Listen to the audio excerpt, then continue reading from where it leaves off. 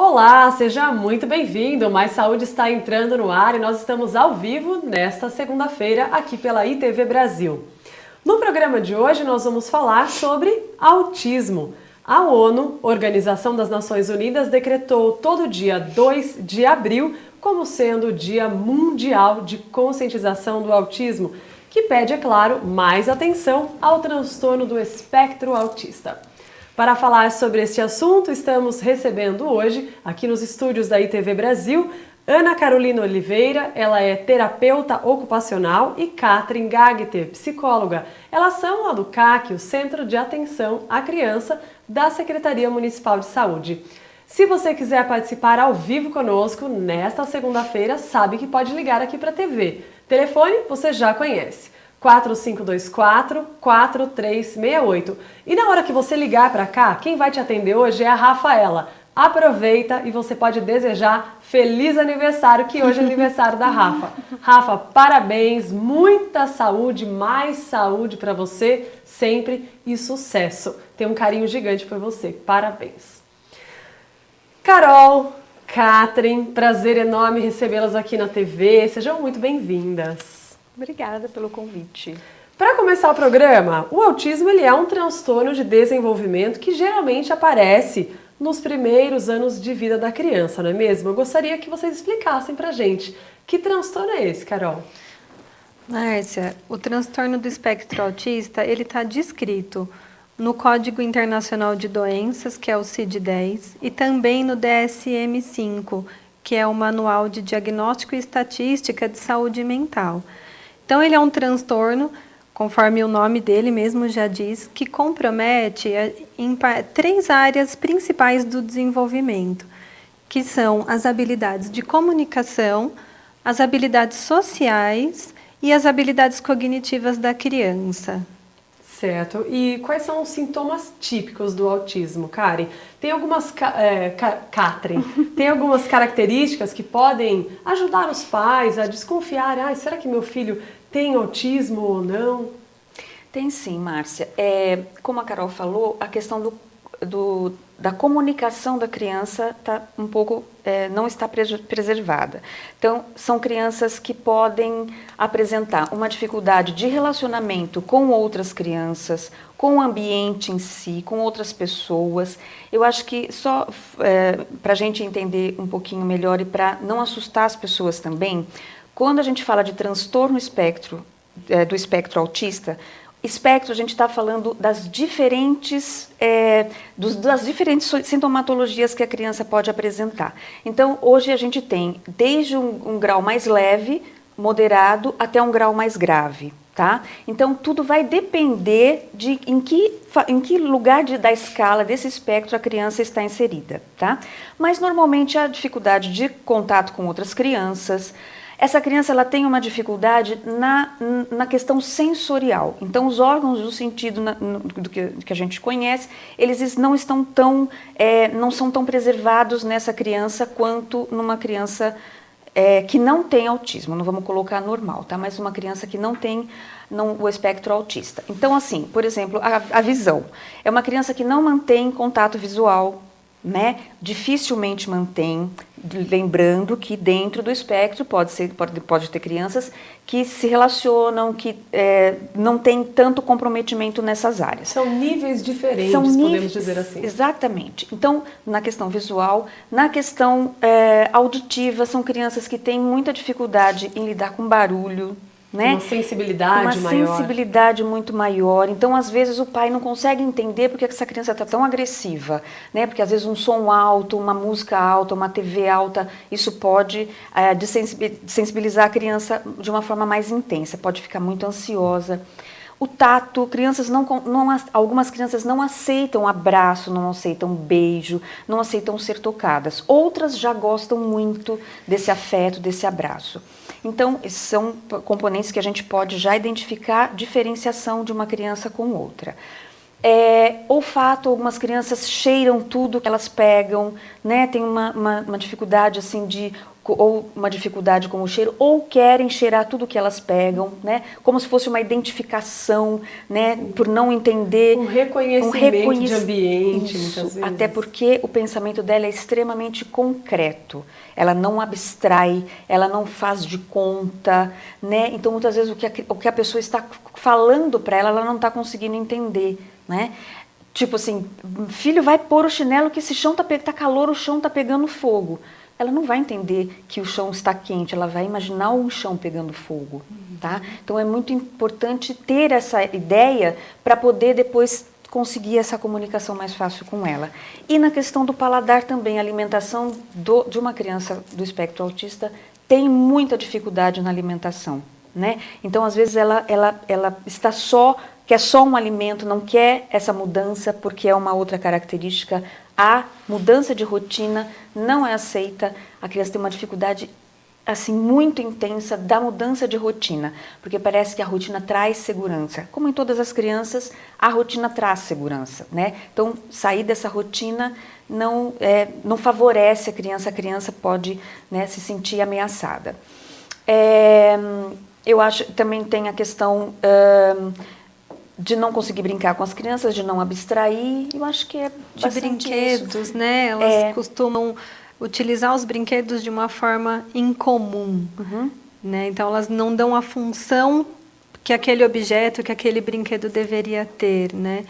A dificuldade de flexibilizar o pensamento, de se colocar no lugar do outro. Então, muitas vezes, quando a criança é um pouquinho maior, com autismo, ela tem dificuldade de se colocar no lugar do outro. Então, às vezes, a gente fala que é uma criança que é fria, que não se importa, mas é da dificuldade que o transtorno traz. Sim, muitas pessoas falam que ela está naquele mundinho dela Exato. mesmo, vive no mundo dela. É isso mesmo. E uma dificuldade de ouvir. De ouvir, não no sentido de ouvir que ela não consegue ouvir, mas uma dificuldade de responder quando é chamado. E esse sintoma, principalmente, chama muita atenção nos primeiros anos de vida, né?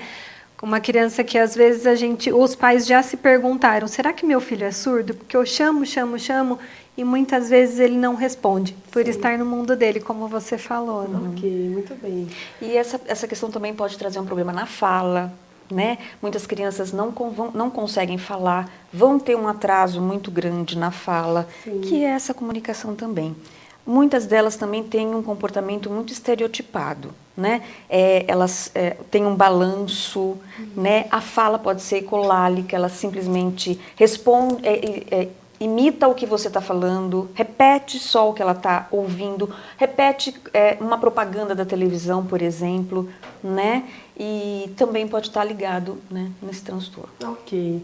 E será que muitos pais, eles se sentem talvez culpados pelo filho nascer com autismo? Isso a gente vai descobrir no próximo bloco. Se você quiser ligar para cá e participar, estamos aguardando a sua ligação. Mais Saúde volta dentro de instantes. Até já.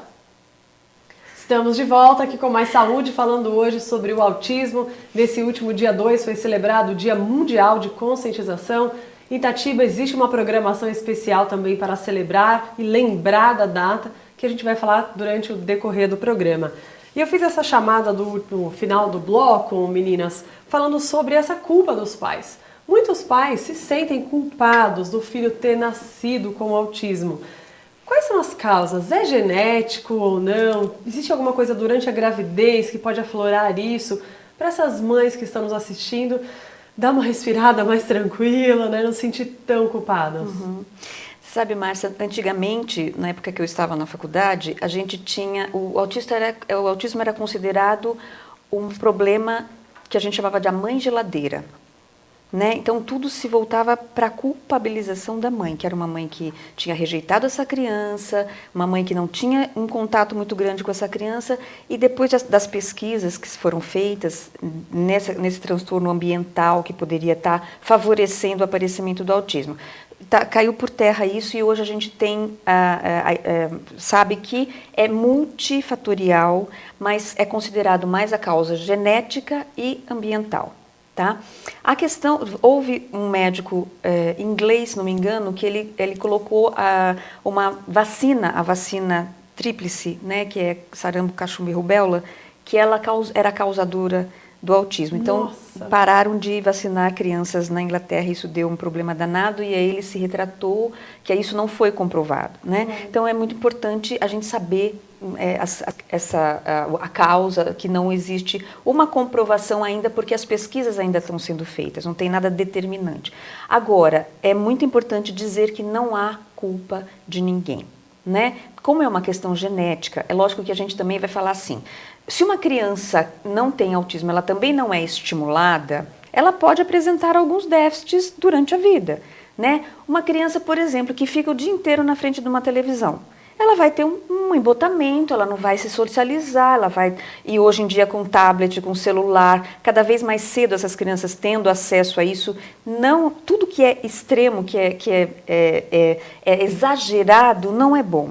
Né? Então, são crianças que podem ficar embotadas, podem não ter uma comunicação com outras crianças em função disso, tá? Mas normalmente as causas são, hoje em dia está sendo considerado como causas genéticas e ambientais. Sim, isso que você falou é muito importante, até chamar a atenção do pessoal. A Carol, que é terapeuta ocupacional, faz muitos trabalhos lúdicos também, que é esse resgate, a brincadeira, que hoje em dia está todo mundo nesse vício tecnológico. Exatamente. E não é criança assim de 5 anos. Não, parece que tem bebezinho que já 2. parece que nasce sabendo, né, passar para frente. Meu celular está aqui na mão, que eu tô com o WhatsApp ligado para receber as ligações.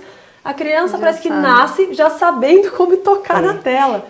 E é realmente um resgate, não é, Carol? Os pais também precisam aprender essa forma lúdica e tirar essa criança desse mundo virtual, que pode sofrer consequências com isso, não é mesmo? Sim, com certeza. Uma outra causa também que a gente tem que ter muito cuidado em falar e que está muito na moda hoje é a questão da intolerância a glúten e lactose.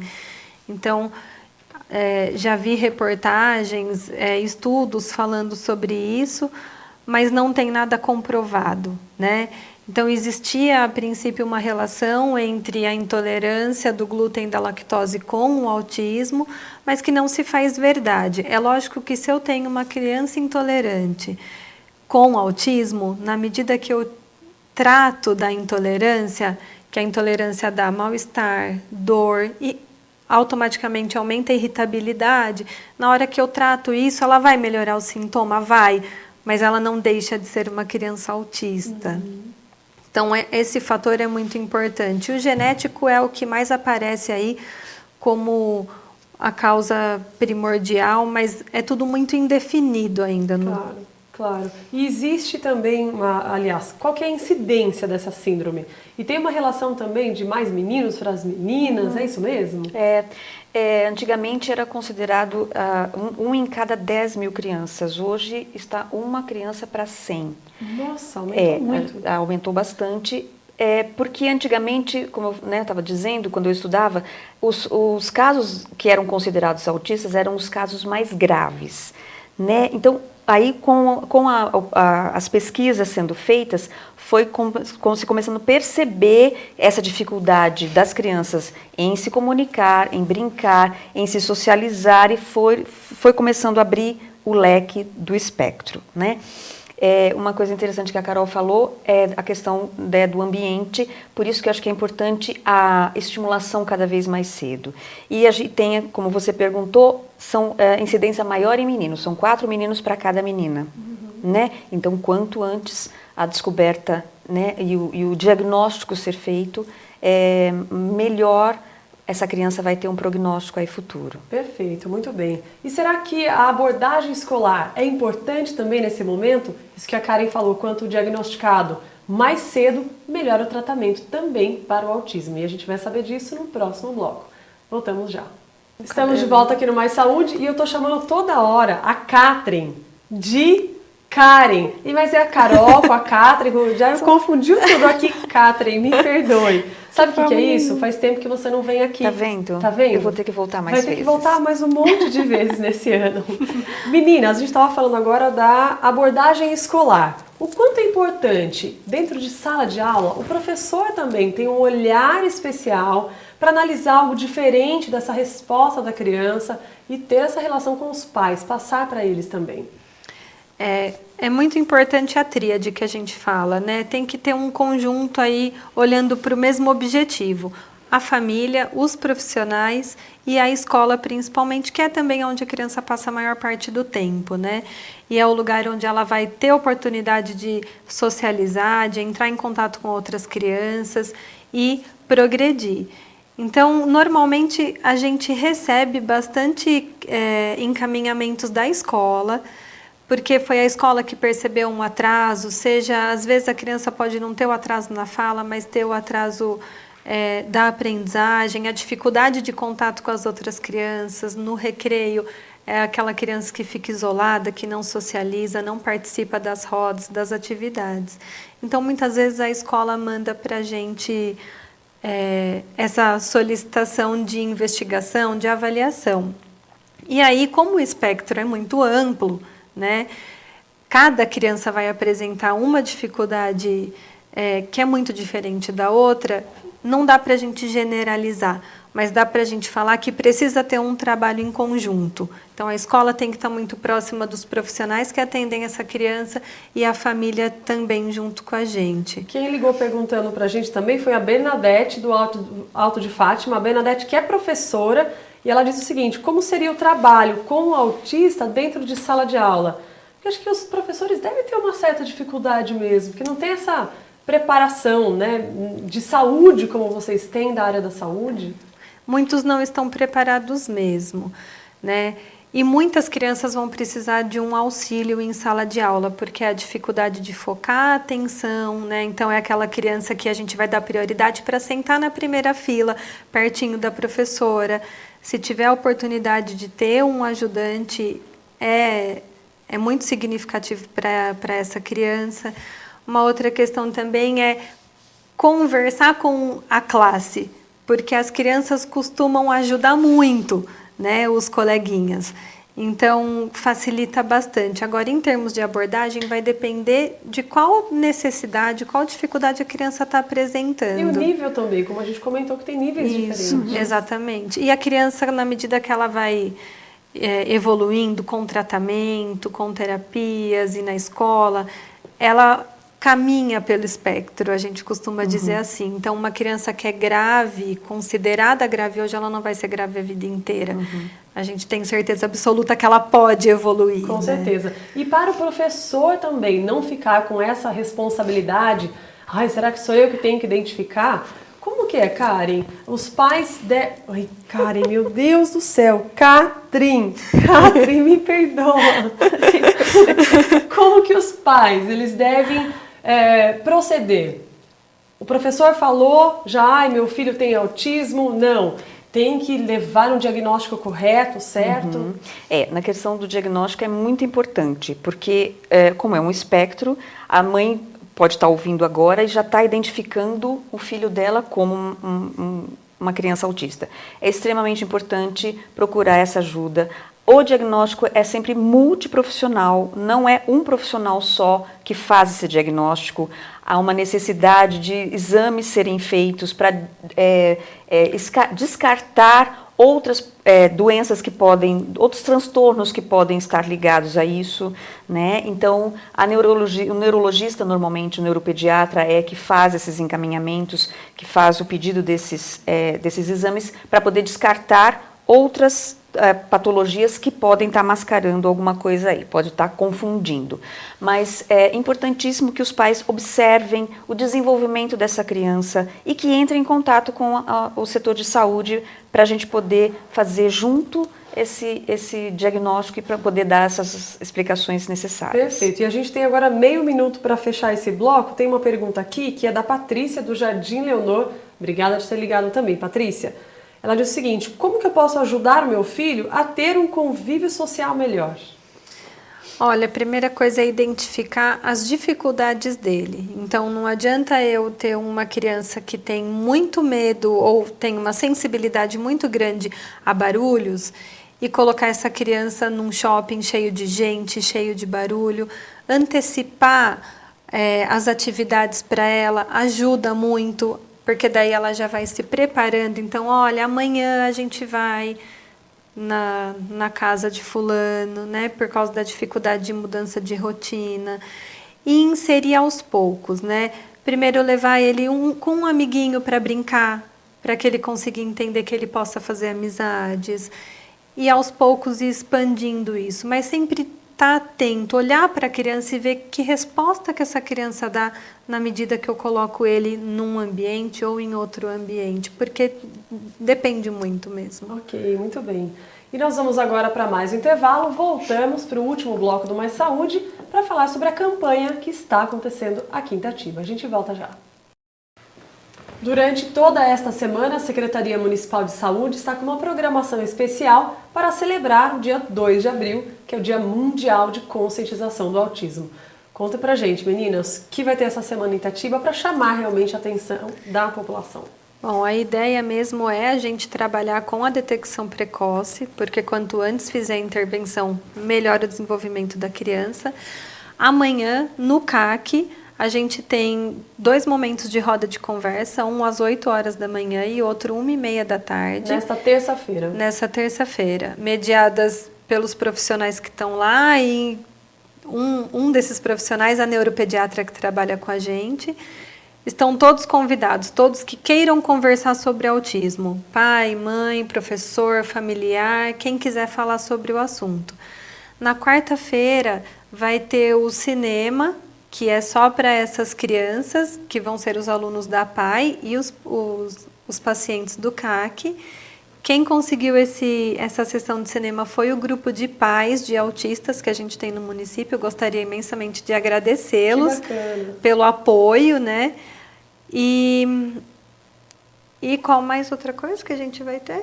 E na sexta-feira, veste azul. que eu esqueci aquele dia veste também. azul. Na sexta-feira a gente está convidando todo mundo para o dia do Veste Azul. E quem tiver no seu local de trabalho, fazer uma foto e postar em prol dessa campanha de conscientização. Perfeito. Claro que vocês estão convidadas a voltar para cá, cada um dentro da sua área também, Carol, dentro da terapia ocupacional, tem muito assunto aí para a gente conversar. Primeira vez no programa, muito bem-vinda, pode voltar para cá. Eu que agradeço. Catrin Gagter. Márcia Costa.